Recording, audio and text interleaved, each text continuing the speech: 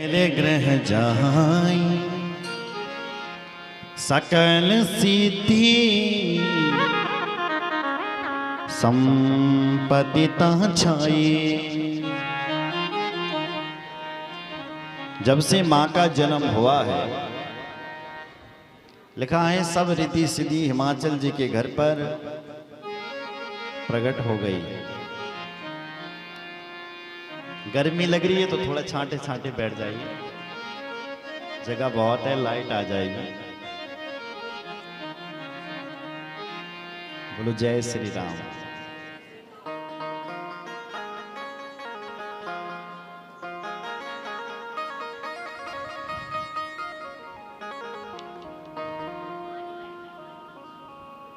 सकल सिद्धि संपत्ति ता छाई। आज हिमाचल जी के घर पर सारी रिद्धि सिद्धियां प्रकट हो गई है। सब लोग प्रसन्न हैं। सदा सुमन फल सहित सब द्रुम नव नाना जाति। प्रगटी सुंदर शैल पर मन आकर बहुभाग। आज दूर दूर से लोग आ रहे हैं और बधाई दे रहे हैं हिमाचल जी को कि हिमाचल जी के घर पर मां भगवती का जन्म हुआ। यह समाचार जब नारद जी को पता चला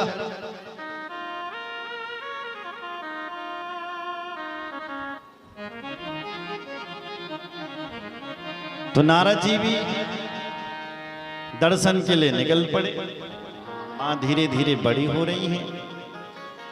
आज नारद जी को पता चला तो हिमाचल जी बड़े खुश हुए कि हमारे घर पर नारद जी आ रहे हैं। नारद समाचार सब पाई, कौतुक कहीं गिरी गे सिधाए।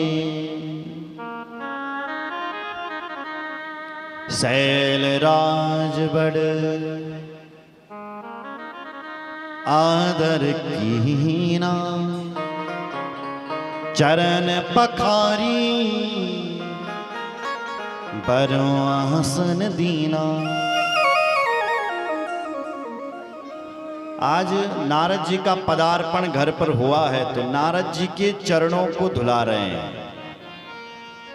कौन? हिमाचल जी। तुम्हारे घर पर कोई ब्राह्मण आ जाए तो अपना सौभाग्य समझना चाहिए, क्योंकि ब्राह्मण के चरण पड़ने से हमारा घर तीर्थ हो जाता है। श्रीमद् भागवत कह रहा है, यद गृहस्थ तीर्थ पादिया पादा तीर्थ विवर्जिता।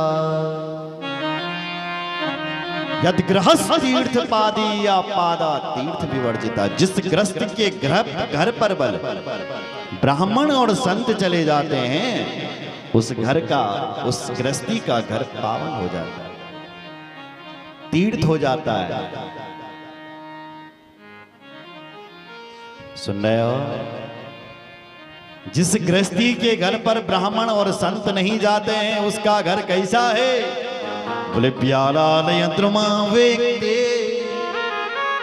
परिक्ता खिल संपदा। प्याला यंत्रमा वेक्ते, जैसे फलों से लदा हुआ पेड़ तो है, पर क्या करें, बड़े बड़े ब्याल यानी सांप रहते हैं उस पेड़ पर।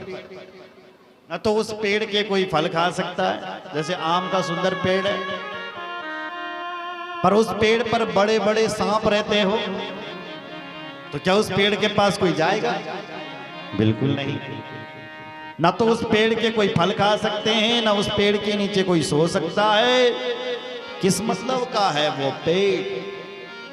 उसी प्रकार किस मतलब का है गृहस्थी का वह घर जिस घर में संत और ब्राह्मणों के चरण नहीं पड़ते।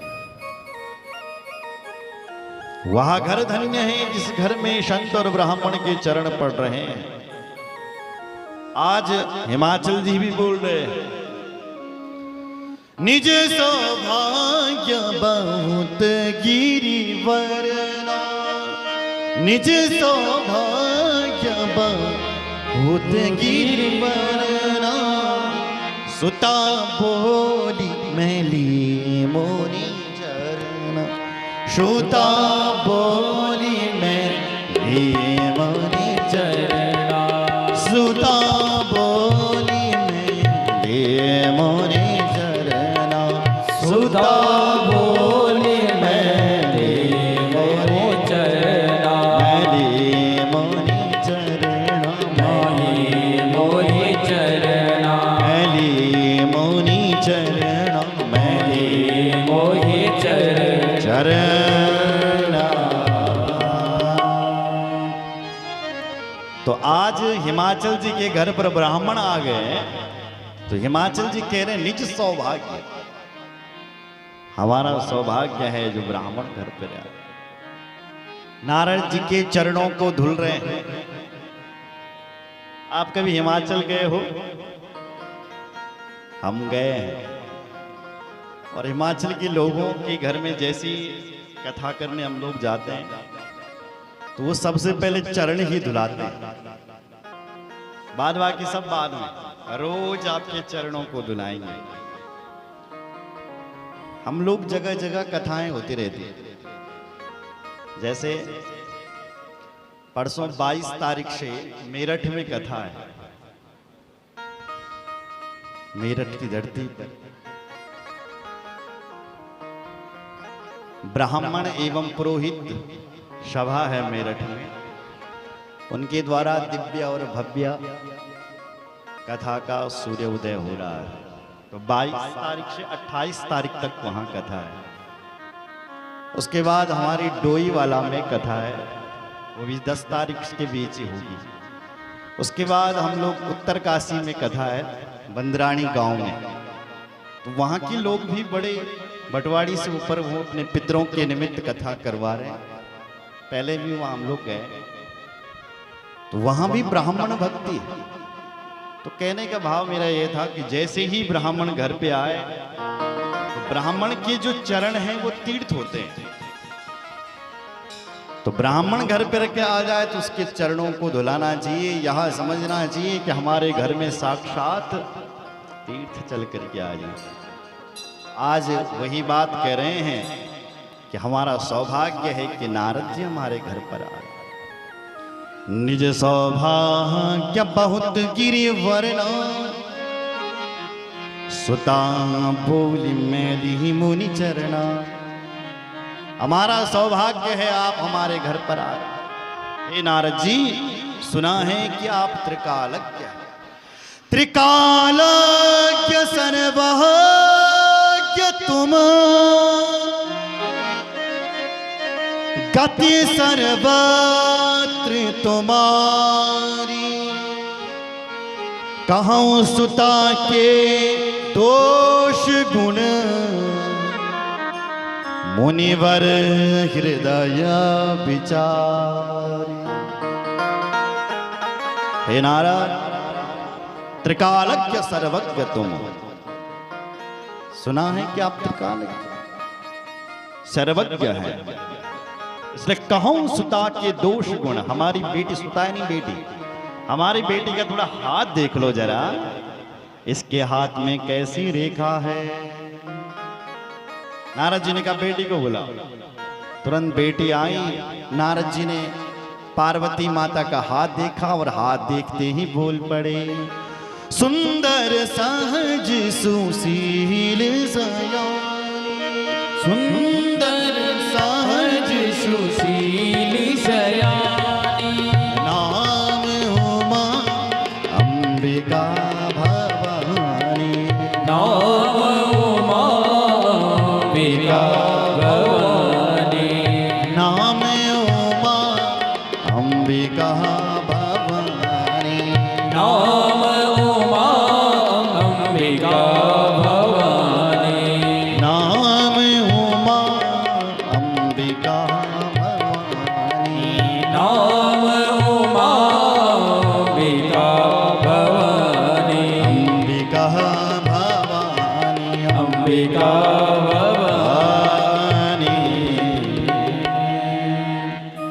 हे हिमाचल जी, तुम्हारी बेटी बड़ी सुंदर है, सुंदर के साथ साथ सहज भी है, सयानी है, और इसका नाम उमा है। सब लक्षण संपन्न कुमारी हो ये संतत पति ही प्यारी। ऐसा लिखा हुआ है कि जिससे इसका ब्याह होगा ना, और इसका जो पति होगा ना, वो इससे बहुत प्रेम करने वाला होगा।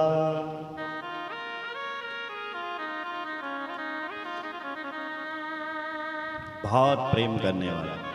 और तुम्हारी बेटी जगत की पूज्य हो ये पूज्य सकल जग माही। यही सेवक कछु दुर्लभ नाही। ये सारे जगत की पूज्य होगी, इसकी सेवा करने में बड़ी बड़ी तपस्विनी माताएं लगी हुई होगी। एकर नाम सुमिर संसारा, और त्रिय चढ़ई पतिव्रता सिधारा। बड़ी बड़ी पतिव्रताएं इसका नाम लेगी। बोलो जय श्री राम। ऐसी लिखा है, लिखी हुई। ये तो ये गिना दिए शुभ गुण। अब कहा कि दो चार अवगुण भी हैं इसके हाथ में। बोले अवगुण क्या है? बोले अवगुण ऐसे हैं कि इसका पति थोड़ा ठीक नहीं होगा। कैसा होगा? तो कहा कि पति के बारे में रेखाएं अच्छी नहीं। कैसी है महाराज? बोले सुनो। जोगी जटिल अकाम मन, नगन अमंगल भेष। अस स्वामी एक मिलई, पड़े हस्त असिरे। इसका जो पति है, इसको जो पति मिलने वाला है वो जोगी होगा। जोगी जटिल, बड़ी बड़ी जटाओं वाला, अकाम मन, जिसके मन में कोई भी कामनाएं नहीं होगी, ऐसा पति मिलने वाला है। और बोले नगन अमंगल भी, कपड़े पहनने की भी उसको फुर्सत नहीं, नंगा घूमेगा कभी कभी। और अमंगल भेष, अपने गले में माला बोलो टंगा रखी, सांप बोलो वो भी डाल रखा है, हड्डियों की माला बोलो वो भी डाल रखी, अमंगल भेष वाला होगा। अस स्वामी एक है मिलई, पड़ी हस्ती असिरे। ऐसी रेखाएं पड़ी। मैना ने कहा मुझे ऐसे पति से अपनी बेटी का विवाह नहीं करवाना है। नारद जी बोले क्यों? देखो सुनो। जही जही बर के दोष बखानी, ते सब शिव पह में हनुमानी। देखो भाई, जितने भी मैंने बर के दोष बताए हैं वो सब शिवजी में दिखाई दे रहे हैं। यदि तुम्हारी बेटी का विवाह शिवजी से हो जाए तो जो ये अवगुण हैं वो दिव्य गुणों में मिल जाएंगे। जो विवाह शंकर सन होए, दो सहु गुण सम कहा सब कोई। ये दोस्त जो हैं सब मिल जाएंगे और दिव्य गुणों में मिल जाएंगे। इसलिए शिवजी से अपनी बेटी का विवाह करवाना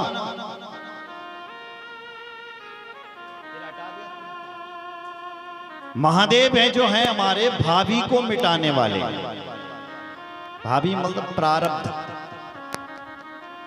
थोड़ा कम प्रारब्ध यानी अगर हमारे जीवन में दुख लिखा होगा तो वो मिलेगा ही। पर तुम यदि शिव जी के पुजारी हो, महादेव को मानते हो, महादेव की कथा सुनते हो, महादेव पर जल चढ़ाते हो, तो दुख तो लिखा होगा, पर शिव जी की कृपा ऐसी हो जाएगी कि उस दुख को टाल सकता है। क्योंकि महादेव ऐसे हैं जो भावी को, प्रारब्ध के दुखों को मिटा दें, इसलिए उनको मृत्युंजय महादेव कहा गया है। मृत्यु पर भी तुम्हें वहां से भी बचा सकते हैं। इसलिए अपनी बेटी का विवाह शंकर से करो। सामर्थ्यवान व्यक्ति कुछ भी कर सकता, समर्थ को नहीं दोष समर्थ को नहीं दोष गुसारे, रवि पावक सुर सर की, रवि पावक सुर सर के नाई, रवि पावक सुर सर की नाई, रवि पावक सुर सर के नाई, सुर सर की नाई, सुर सर की नाई।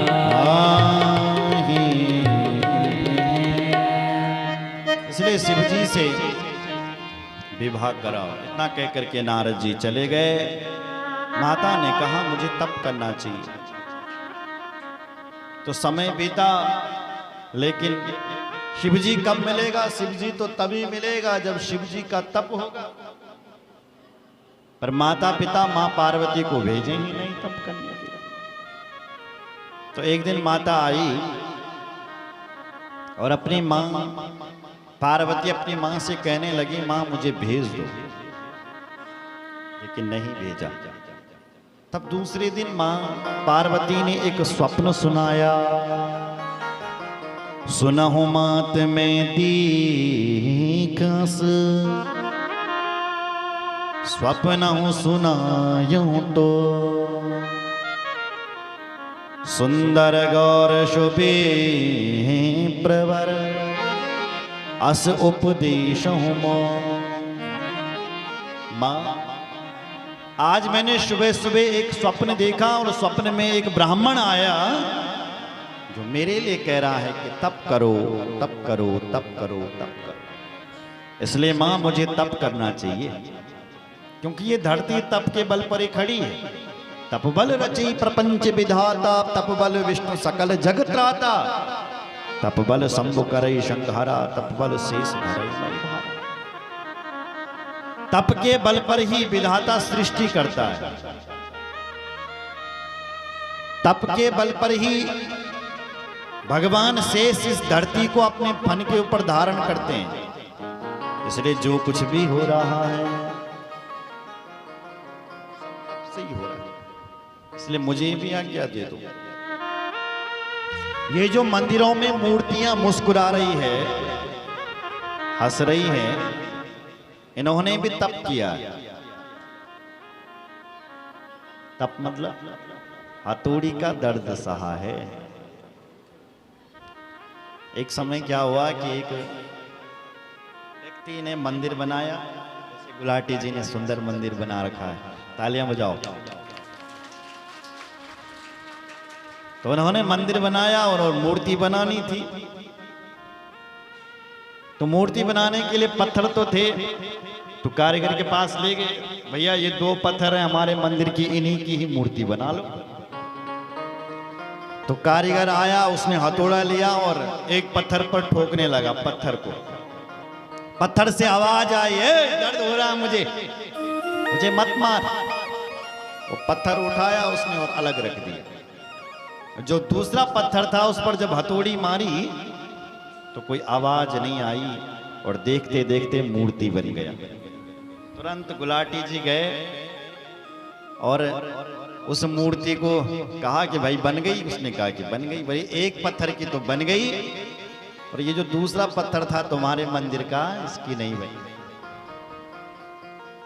तो उन्होंने कहा कि ठीक है, जो मूर्ति बना पत्थर है उसको भी दे दो, और जिस पत्थर ने हथौड़ी का दर्द नहीं सहा उसको भी दे दो, और दोनों पत्थर ला लिए। जो पत्थर मूर्ति बना था उसकी तो स्थापना कर दी, उस मूर्ति की पूजा होने लग गई। जिस पत्थर ने हथौड़ी का दर्द नहीं सहा उसको बाहर रख दिया गेट पर। बोले क्यों? बोले ये नारियल फोड़ने के काम आएगा। अब जो भी भक्त आ रहा है, जो पत्थर मूर्ति बना है उसकी तो पूजा कर रहा है, आरती कर रहा है, और जो बाहर में रखा हुआ पत्थर है उसके ऊपर हथौड़े पड़ रहे हैं, धाड़ सिरपल फूट रहे हैं, नारियल फूट रहे हैं। अब अंदर वाली मूर्ति मुस्कुरा रही है, मुस्कुरा करके कह रही है बाहर वाले पत्थर के लिए, बोले पत्थर भैया, यदि तू उस दिन हथौड़ी का दर्द सहन कर लेता तो आज तुझे हथौड़े नहीं पड़ते, आज तेरी भी मेरी तरह पूजा होती। तूने उस दिन हथौड़ी का दर्द नहीं सहा, अब देख जिंदगी भर तेरे ऊपर हथौड़े पड़ते रहेंगे। जो भी आएगा नारियल फोड़ता रहेगा और तू हमेशा ऐसे फूटता रहेगा, धाड़ा। कहने का भाव है जो मंदिर में मूर्तियां भी मुस्कुरा रही है, उन्होंने भी तप किया है, हथौड़ी का दर्द सहा। एक बार तो तपना ही पड़ता है। बोलो जय श्री राम। इसलिए मां मुझे तप करने के लिए भेज दो, भेज दो, लेकिन नहीं भेजा माता पिता ने। तब एक वेदशिरा नाम के ऋषि आए। वेदशिरा मुनि आए तब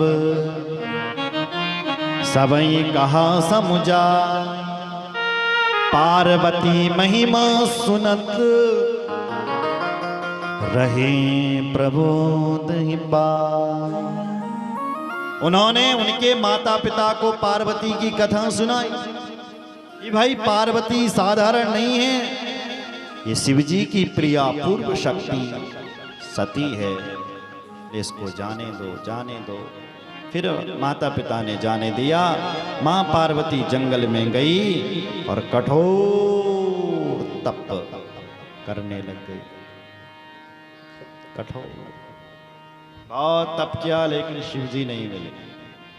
जहां पर पूर्व समय में महादेव ने तप किया था, वहीं पर इन्होंने तप किया, पर लेकिन महादेव को दया नहीं आई। भगवान नारायण को दया आ गई। शिव जी के पास आकर के भगवान नारायण प्रकट हो गए। शिव जी ने कहा कैसे आए? तो नारायण ने कहा अब विनती मम सुनो शिव, जो मो पर निज ने जाय विवाह शैल जही, यहाँ मोहि मांगे होते। हे मेरे भगवान, कुछ मांगने के लिए आया हूं। शिवजी ने कहा क्या आदेश है, क्या दूं तुम्हें? बोले जाओ विवाह शैलजही, शैलजा से पार्वती से विवाह करो, वो तुम्हारे लिए कठोर तपस्या कर रहे हैं। शिवजी ने कहा अवश्य, क्योंकि तुम मेरे भगवान हो। और शास्त्र कहते हैं 4 लोगों की बातों को बिना विचारे मान लेनी चाहिए जिंदगी में। कितने लोगों की? 4 लोगों के। कौन कौन से होते हैं वो 4? माता पिता गुरु प्रभु की बानी, माता पिता प्रभु गुरु की वाणी, विनय विचारी करे शुभ जानी, विनय विचार करे शुभ जाने, विनय विचारी करे शुभ जानी, विनय विचार करे शुभ जाने। 4 लोगों की बातों पर तर्क नहीं करना चाहिए, मान लेनी चाहिए कि किस किस की। माँ की बात, पिता की बात, गुरु की बात और भगवान की बात।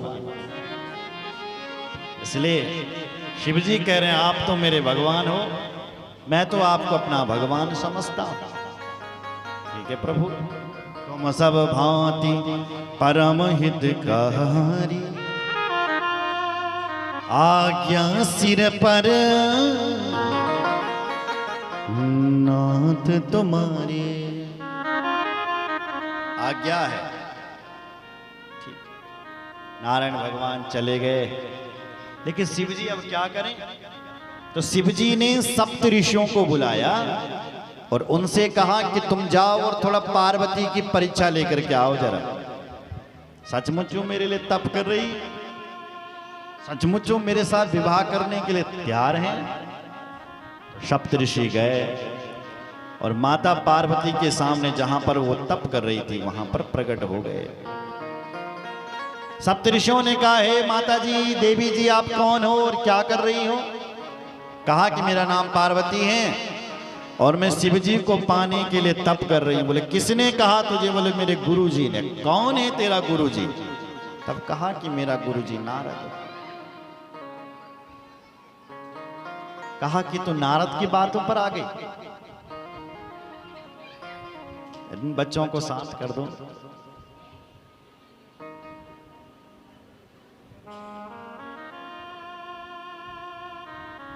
नारद कहा, सत्य सोई जाना, बिनु पंख हम चाहिए उड़ाना। अरे नारद की बातों को तुमने सत्य मान लिया है? नारद तो ऐसी बात सिखाता है, किसी के पंख तो है नहीं, फिर भी कहा कि उड़ जाओ। अब बिना पंख वाला व्यक्ति कैसे उड़ेगा भाई? और जितने भी घर बर्बाद किए सब नारद ने किए। हिरण्यकश्यपु के घर को बर्बाद करने वाला कौन है? नारद ही तो है। वो प्रहलाद कहता है, प्रहलाद, जब प्रहलाद के बाप ने पूछा तेरा गुरुजी कौन है, तब कहा कि मेरा गुरुजी तो नारद है। बोले कब? बोले जब तुम तपस्या करने गए थे तब। अपने पिताजी को कह रहा है कि जब मेरा पिताजी तपस्या करने के लिए गया था तो मैं अपनी माँ के गर्भ में था उस समय, तो इंद्र मेरी माँ का हरण करके ये फिर करके ले गया और मेरी माँ चिल्ला रही थी बचाओ बचाओ बचाओ। इतने में नारद जी ने मेरी माँ को बचा लिया और मेरी माँ को आश्रम में ले गए और मेरी माँ को सुंदर सुंदर कथा सुनाने लगा और माँ के पेट में मैं भी सुनने लगा। इसलिए अपने माँ के पेट में ही मैंने नारद जी को अपना गुरु जी बना रखा है। इसलिए जितनी भी बात मैं बोल रहा हूं सब नारद की सिखाई हुई है, श्रीमद् भागवत। इसलिए नारद तो ऐसा है जो दूसरे के जो पेट में ही ज्ञान दे देता है। इनको इधर यहां से भेजो, इन बच्चों को शांत करो भाई।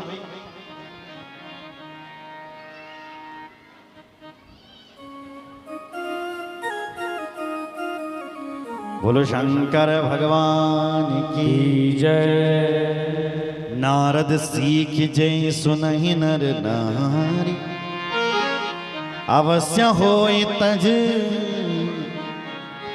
भुवन भिखारी। नारद की बातों को जो मानता है वो भिखारी हो जाता है देवी। इसलिए तुमने गलती कर दी है जो तुम नारद जी की बातों पर आ गए हैं। बोलो जय श्री राम।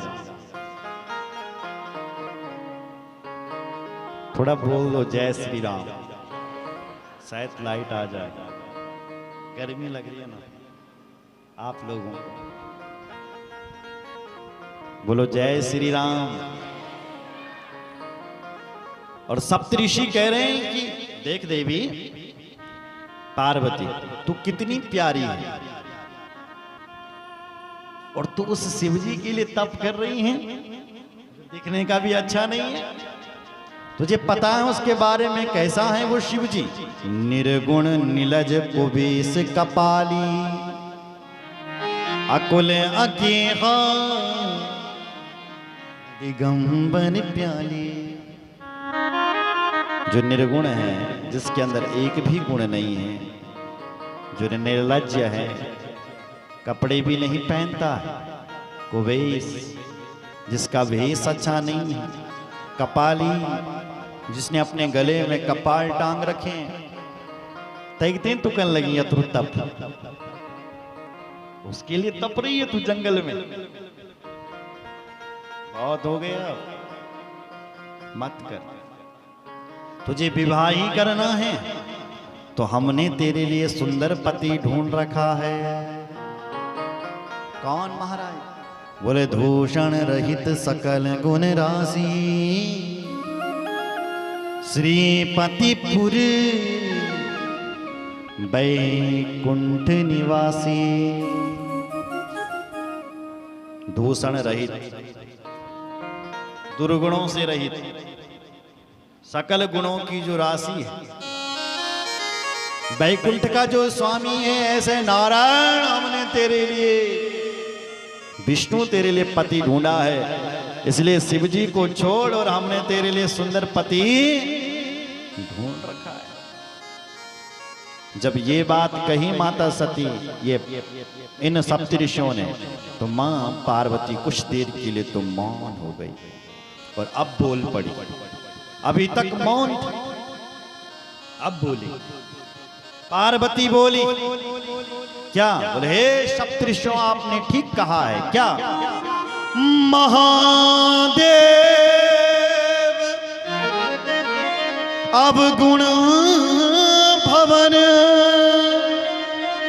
विष्णु सकल गुणधाम, जहि कर मनोरम जाय सन, तेहि तेहि सन का। ए सप्तऋषियों, आपने ठीक कहा है कि महादेव अब गुणों के भवन हैं और भगवान विष्णु सकल गुणों के धाम हैं, पर जहि कर मनोरम जाय सन। मैं कहती हूं कि जिसका मन जिसमें लग जाए ना, उसको उसी के साथ रहने में आनंद आता है। अब मेरा जो ये मन है वो शिवजी बाबा के चरणों में लग गया है, शिवजी में लग गया है। अब तो मैं भगवान शिवजी से ही विवाह करूंगी, भले विष्णु से भी कई सुंदर विष्णु क्यों ना आ जाए, पर मैं औरों से अब विवाह करने वाली नहीं। मैं विवाह करूंगी तो केवल भगवान शंकर से ही करूंगी। जन्म कोटि लगी रगज हमारी, जन्म कोटि लगी रगज हमारी, वरहु शंभो नित रहो कुमारी, वरहु शंभो नित रहो कुमारी, वरहु शंभो नित रहो कुमारी, वरहु शंभो नित रहो कुमारी, रहु कुमारी, हाँ रहो कुमारी। पार्वती बोले, जन्म कोटि में करोड़ों जन्म लेने के लिए तैयार हूं, पर हे सप्तऋषियों, विवाह करूंगी तो शंकर से ही करूंगी। जब ये बात पार्वती ने जंगल में बोली तो वो सातों ऋषि मां पार्वती के चरणों में गिर पड़े और गिर करके बोल पड़े, क्या? तुम माया भगवान शिव, सकल जगत पितुमात, नाय चरण सिर मुनि चले, पुनि पुनि पुनि पुनि हर सतका। आज सातों मुखों से सातों ऋषि बोल रहे हैं, तुम माया भगवान शिव। हे मां पार्वती, हम समझ गए आप शिव जी की माया हो, तुम दोनों तो जगत के माता पिता हो। हमें तो शिव जी ने ही भेजा था तुम्हारी परीक्षा लेने के लिए कि पार्वती मुझसे कितना प्रेम करती है, तुम जाओ परीक्षा लो। और हे मां, तुम परीक्षा में पास हो गई हो, पास। अब तुम्हें तप करने की आवश्यकता नहीं है, धूप में तपने की आवश्यकता नहीं। अब हम तुम्हारा विवाह शिव जी से कराएंगे, तुम तो घर चले जाओ। मां पार्वती घर आ गई, शिव जी को ये समाचार सुनाया। भगवान शिव जी ने सुना, आनंद मगन हो गए और कई प्रकार की कथाएं लिखी हैं कि भगवान शिव पार्वती के दर्शन करने के लिए भिक्षु का वेश बना करके आ गया। जब नटराज बन करके जब नाचने लगे तो माता कुछ देने के लिए आई मैना, तो भगवान शिव जी ने ठुकरा दिया, मुझे तुम्हारा ये सोना चांदी आभूषण नहीं चाहिए। बोले क्या चाहिए तुझे? फिर भिक्षु क्या चाहिए? तो भिक्षु ने कहा मुझे तुम्हारी बेटी चाहिए। तो मारने के लिए चले आए हिमाचल जी, क्या बात करते हो हमारी बेटी? बोले हाँ। तो हिमाचल जी जैसे हथियार उठा रहे थे ऐसे ही भगवान शिव रूप बदल रहे थे, कभी इंद्र के वेश में, कभी नारायण के वेश में। और जब पहचान गए हिमाचल जी, हो ये तो शिव जी हैं, तो भगवान शिव अंतर्धान हो गए, राज बन करके आ गए। उनके आंगन में नाचने लगे, कई वेश बना करके। बोलो जय श्री राम।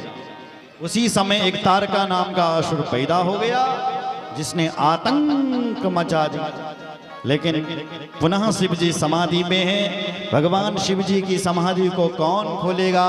क्योंकि भगवान शिव तो पार्वती के प्रेम में समाधि में चले गए थे। फिर कामदेव को भेजा, कामदेव आया, भगवान शिव जी की समाधि में बाधा डाली तो भगवान शिव जी की तीसरी आंख खुली और कामदेव भस्म हो गया।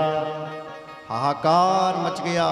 काम की जो पत्नी थी वो रोने लगी, बिलखने लगी। भगवान बोले देवी तू बिलख मत, रो मन, मैं तुझे आशीर्वाद देता हूँ। द्वापर युग में जब भगवान श्री कृष्ण का जन्म होगा तो उनकी जो पहली पत्नी होगी, उस पहली पत्नी का जो पहला बेटा होगा वही तेरा पति होगा। कृष्ण तनया होई पति तोरा, कृष्ण कन्हैया होई पति तोरा, भजनु अन्यथा होई न मोरा। भजन अन्यथा होई न मोरा, भजनु अन्यथा होई न मोरा। भजन अन्यथा होई न मोरा, होई न मोरा, होई न मोरा। जाओ। वो आशीर्वाद दे करके चले गई। सारे देवता सामने आ गए। देवताओं ने आशीर्वाद, शिव जी को हाथ जोड़े, शिव जी की आंखें खुली हैं, शिव जी ध्यान में से बाहर आ गए हैं। तो सारे देवता हाथ जोड़ रहे हैं। सकल सुरन के हृदय अस शंकर परम उछा, निज नयन देखा चाहे नाथ तुम्हार विवाह। सारे देवता बोले हे प्रभु ये आंखें कब से तरस रही है? क्यों? बोले तुम्हारे विवाह को देखने के लिए। तुम अकेले अच्छे नहीं लग रहे हो महादेव, इसलिए तुम विवाह कर लो, विवाह कर लो। भगवान शंकर बोले कर लो ना मेरा विवाह, हम तो तैयार हैं। हम तो पहले ही वचन दे रखे हैं नारायण को कि हम पार्वती से विवाह करेंगे। तुरंत सप्तऋषि आ गए, महादेव तैयार हो गए हैं, लगन पत्रिका भिजवा दी हैं, दुंदुभियां बजाने लगे, सब कहने लगे शिव जी की विवाह की तैयारी करो, तैयारी करो। महादेव तैयार हो गए हैं, तैयार हो गए। पत्री सप्तऋषि सोई दीन्ही, गहि पद विनय हिमाचल की। हिमाचल जी के घर में लगन पत्रिका को भिजवा दिया। सारे देवता अपने आप तैयार हो गए, लेकिन शिव जी की बारात का मुहूर्त भी निकाल दिया। शिव जी को तैयार, बाराती सब तैयार हो गए, लेकिन शिव जी को कोई तैयार नहीं कर रहा। सोच सकते हैं बाराती तो सब कोट पैंट पहनते तैयार हुए, बल शेरवानी, अलग अलग आभूषण, अलग अलग गाड़ी सजा दी, तैयार हो गए, लेकिन शिवजी बाबा को कोई तैयार नहीं कर रहा है। शिवजी बोले हमें तैयार कौन करेगा जिसकी ब्याह हो रहा है, जिसका बारात हो रहा है। तो शिवजी के गण बोले चिंता क्यों करते हो महादेव, हम तुम्हें तैयार करेंगे। तो जितने भी शिवजी के गण थे वो शिवजी को तैयार करने लगे। शिवाय शंभु गण करहि श्रृंगार शिवाय शंभु गण करहि श्रृंगारा जटा मुकुट आहि मोद सवारा जटाजूट करे मोर सवारा जटा